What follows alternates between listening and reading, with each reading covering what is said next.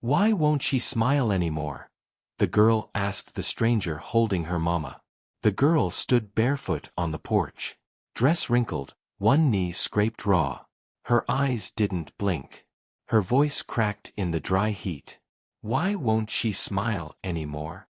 The man didn't answer. He just kept walking out of the woods, boots crunching gravel, arms locked around the woman's body like he was still deciding to let her go. Blood on his sleeves, dried and dark. Her head tilted back, neck limp, hair brushing his elbow. He stepped past the mailbox, didn't look left or right. The girl stared at him the whole way. Sheriff Lane's truck roared up the road, dust chasing it like a tail. He killed the engine hard. The door swung open fast. You best put her down, stranger. I didn't kill her. Didn't ask that. Still needed saying. The man crouched, slow. Laid the woman down on the porch steps like something sacred. The girl didn't flinch. Didn't cry. Just watched her mama's hand fall against the wood. Lane stepped forward. What's your name? The man didn't answer. You got business in my county? No. Then why re you holding my dead cousin in your arms? She found me first. The girl moved. Small feet on splintered wood. She crouched beside her mama. Reached out, touched her face like she was trying to wake her from a nap. Lane walked around them both, spat in the dirt. Darla called it in. Said she heard screaming. You were seen near the river. She was running. I don't know from what. You just happened to be in the woods. I was already there. The girl pressed her forehead to her mama's chest. Listened. Nothing. Lane looked at the man's boots. Blood's not fresh. That wound's old. 3 days. You stitch it yourself? Didn't have much choice. An engine rumbled in the distance. Coroner's van. Black and too clean for a place like this. Lane took off his hat. The man didn't. The girl reached for her mama's hand and held it tight, tighter than anyone expected. The man backed away, arms loose now. You gonna run? Lane asked. No. Good. Because I don't chase. The girl didn't look up. She wasn't supposed to leave me. Lane stared at the stranger. You'd better hope she didn't leave anything behind that screams your name. She didn't. How do you know? Because she asked me to carry her. Silence. Just the creak of the porch boards and the low buzz of the van pulling in. The girl never let go of her mother's hand. Not even when the zipper came. Fluorescent lights buzzed overhead. Files stacked to the ceiling. A fan turned, barely. Deputy Cole sipped burnt coffee, watching the sheriff with quiet unease. That girl's been quiet since the dam collapse. Lane didn't look up. That wasn't a dam. That was a sacrifice. Cole blinked. You sayin' you believe the stories? I ain't sayin' anything. I'm remembering. The stranger sat in the corner chair, arms crossed, blood still dried on his shirt. Lane finally turned. Start talking. Her name was June. Last name. Didn't say. She lived out near the ridge? He nodded. 1/2 a mile from the old church. In a shack with a dog that wouldn't bark. She was running from someone? Yeah. Lane stared at the wall. Aren't we all? Cole opened a plastic evidence bag. Inside was a tin box, dented, rusted shut, with June scratched in hard letters across the lid. Where'd you find it? Lane asked. Buried under boards in the well house. Nailed shut. Someone didn't want it seen. Tools? No. Just dirt, sweat, and prayers. Lane grabbed a crowbar. Hold it steady. The lid creaked. The box opened slowly, like it remembered the weight of what was inside. Back at the girl's house, the rooms were still.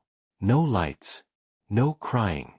She lay curled in bed, wrapped in her mama's scarf, breathing in the smell of smoke and pine tar. Her thumb traced the seam, over and over, like it would open something. She didn't blink. Just waited. Inside the box, old keys, yellowed photographs, one broken sheriff's badge, and a folded letter Lane didn't open. Not yet. Her body has scars? Wrist. Burned. Like rope. Worse. Cole watched Lane's jaw tighten. Have we ever gotten a last name on her? Not yet. Lane nodded once, slowly. She didn't need one. Outside, the station lights hummed as bugs slammed into the glass. The fan spun. The clock ticked loudly. No one smiled. No one ever had. Lane slid the box toward him, running a thumb over her name. Go check the church records. Start with marriages. Then deaths. You think she belonged to someone? No. I think someone thought they owned her. And down the road, the girl finally slept, holding the scarf tight, like it was the last true thing in the world. Lane lit a cigarette with one hand and turned the box with the other. The tin was cold. It creaked when it opened, like it hadn't been touched in decades. He didn't flinch. Just lifted each piece slowly. Polaroids first. Grainy, yellowed. A girl by the water. A man blurred in the trees behind her. Then clippings, dates circled in red, ink faded but still angry. Headlines about drownings, fires, disappearances. Same last names. Different tragedies. A badge came next. Leather, cracked in half. The sheriff's seal split right through the middle. Lane stared at it for too long. Then the veil. White, torn at the edge, with a streak of something dark down one side. The letter was folded 4 times, corners worn thin. His fingers hesitated before opening it.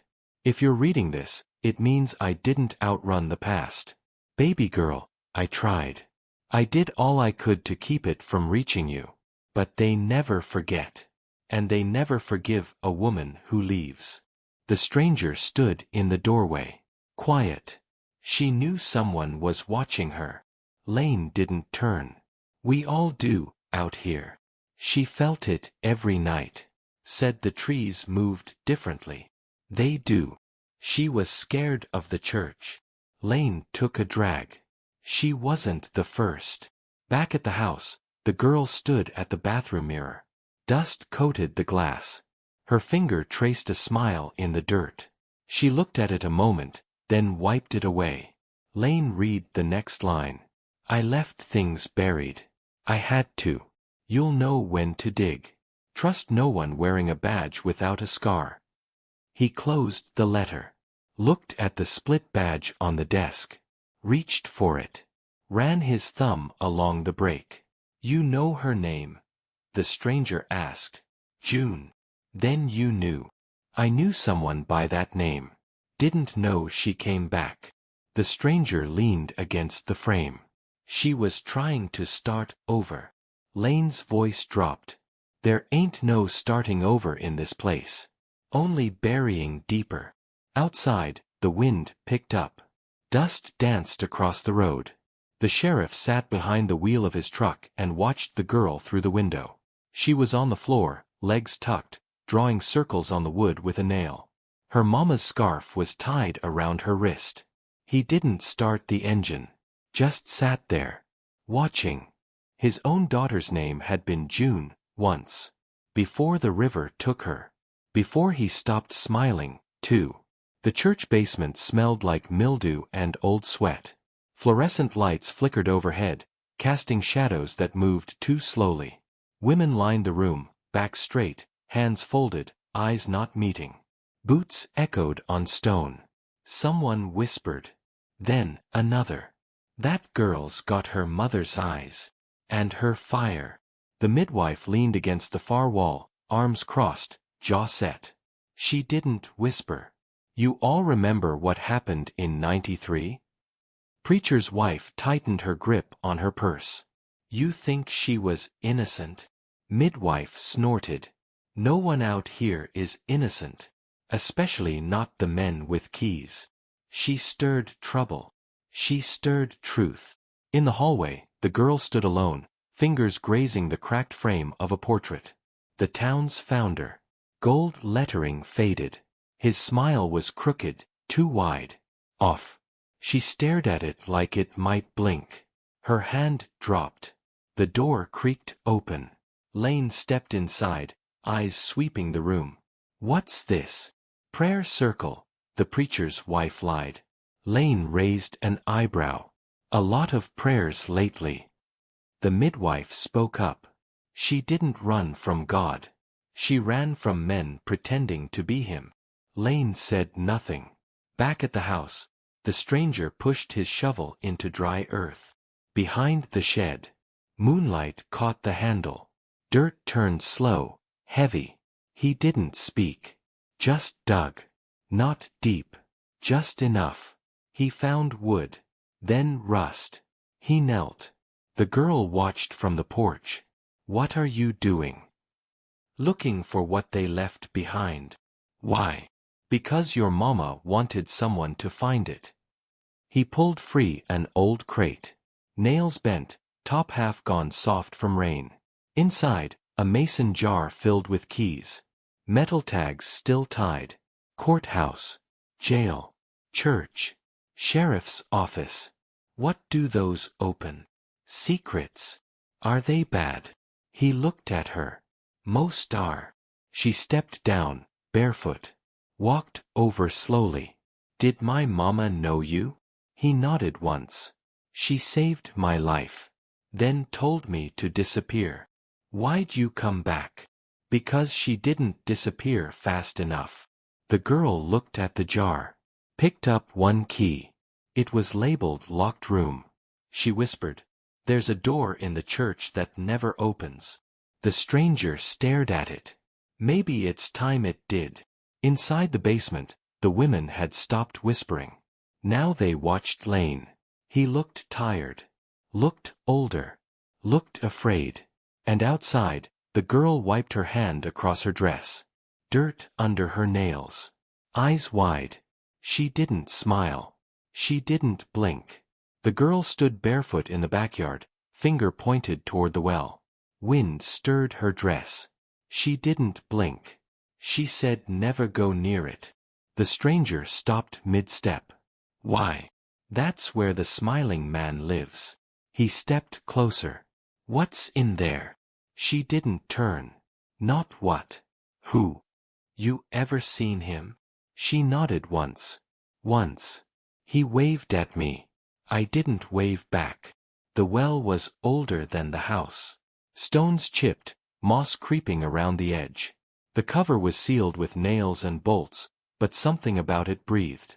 The stranger dropped to one knee, pulled out the half-badge, ran his thumb along the jagged edge. A slot revealed itself near the base, metal warped to fit the broken badge exactly. He pressed it in. Clicked. A deep groan echoed from below. Then grinding. Something rose. A square platform of steel, slow and steady, wet from below. On top sat a box, black and solid, with rust like dried blood on its corners. He reached for it. The girl didn't move. "You sure you want to open it?" He didn't answer. The lid snapped. Inside were photos, clearer than the ones in the tin box. Faces familiar. Mayor. Judge. Pastor. Lane. Each with numbers scribbled on the back. What are those? Dates. What for? Meetings. Maybe more. Under the photos, a rolled map. He spread it on the grass. Hand-drawn tunnels. Arrows. One line marked beneath the sanctuary. Another circular women's ward. "This was planned," he whispered. "Everything here is." She reached into the box. Pulled out rosary beads, red-stained. The cross cracked. Then the gun. Heavy. Cold. "L.W., she read. "Lane Walker. Sheriff." "Yeah." She held the gun like it meant something. Looked up at him. Her face changed. Something flickered. And for the first time, she smiled. It wasn't happy. It was the kind of smile that made the stranger take a step back. "You okay?" She didn't answer. just kept smiling. She told me the well-held secrets, that if I ever smiled like him, something bad would come back. He took the gun from her, slowly. We'll keep it hidden. No. We show it. To whom? Everyone. Across town, Lane sat on his porch. Smoke curled from his lips. He watched the sky turn dark. Heard a sound, low, deep, rising from the earth. He stood. Opened the closet. Pulled down the shotgun. Loaded it. He was going back to the church. And this time, he wasn't bringing silence. The town hall smelled like sweat and dust. The lights buzzed overhead, dim and yellow. Wooden pews creaked under shifting bodies. Men lined the front. Women in the back, quiet, still. Sheriff Lane stood alone near the altar. This girl's mother died running from this town, Lane said, voice low. She was right to. Murmurs spread. The mayor stood. You come here to stir ghosts? No, Lane said. I came to wake the living. The stranger stepped forward, box in hand. His boots echoed. He stopped at the pulpit, flipped it open, poured its contents onto the altar. Photos, maps, the rusted gun, the blood-stained rosary. Keys rattled. Gasps broke out. The room tensed. Men reached for belts. Hands hovered near holsters. Women leaned in. The girl stepped beside the stranger. Eyes wide, steady. My mama told me never to smile for men who lie. No one spoke. No one moved. Lane looked at the mayor. You think truth burns? The mayor sneered. Only when it's false. Then you got nothing to worry about. The girl reached into her pocket, pulled out the veil, held it up. This belonged to her. Before they tore it. Before they hurt her. Lane lit a match. Passed it to her. She touched flame to the veil. Held it until it caught. Then dropped it on the floor. Fire curled up fast. Cloth turned black. Smoke rose. Screams started. Chairs tipped. Feet scrambled. The girl didn't move. The flames spread, licking the altar, catching the edge of the banners. Heat pulsed through the room. The mayor shouted, "This is madness." Lane raised his shotgun. "This is reckoning." The stranger knelt, lifted the girl into his arms. Her fingers wrapped around his. Tight. They walked through the smoke, past the men coughing, past the women crying. Outside, the wind blew hard. Sirens started in the distance, but no one ran toward them. Lane stepped out last, shotgun still in hand. He looked back once, eyes on the flames. Then dropped the broken badge onto the gravel. It sizzled. The stranger set the girl down on the sidewalk. She didn't let go. Lane looked at them both. "She was your mother?" "Yes," the girl said. "And now?" "She's still watching." No one spoke after that. Only the fire did. It said everything no one had dared to. And the town listened. Dawn came slowly. Smoke hung low over the ridge. The town was quiet. No sirens now. No footsteps. Just wind brushing through the ash. The girl sat on the porch steps, bare feet dusty, dress wrinkled from sleep she hadn't had. In her lap, the folded letter. Edges soft.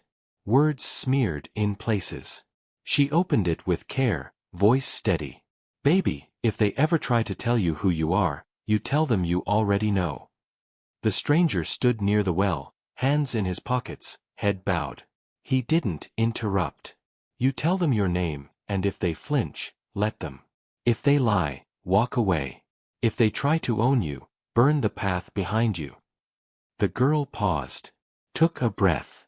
Kept reading. "I loved you loud in a town that only understands quiet. I left the light where they couldn't find it. In you." She folded the letter, held it tight. The stranger spoke softly. "You know why she never smiled?" The girl looked up. "Because she was saving it." "For who?" For when we're safe. They stood in silence a while. Then the girl walked to the well. The boards had been pulled back. The earth is still damp around the edges. She knelt, held something in her palm. A small white flower. Slightly bruised. She looked at it like it had meaning no one else would see. Then dropped it into the well. They watched it fall. It didn't sink. It floated. The stranger stepped beside her. What now? She didn't answer right away. They'll try again. Maybe. Will you stay? For now. That's long enough. Lane's truck sat quietly on the road. He hadn't driven off. Just parked there, shotgun gone, hat in his lap. Watching. Not speaking. Not moving. The town would shift. Or maybe it wouldn't. But the fire had taken something permanent. The girl turned back to the porch. Climbed up, step by step. Sat down where she'd started. The letter was still in her hand. Scarf tied at her wrist. The stranger leaned on the well, looking out at the fields. The wind moved gentle through the tall grass. The sky broke into color. She smiled. Not wide. Not soft. She smiled like a storm breaking, quiet and full of power.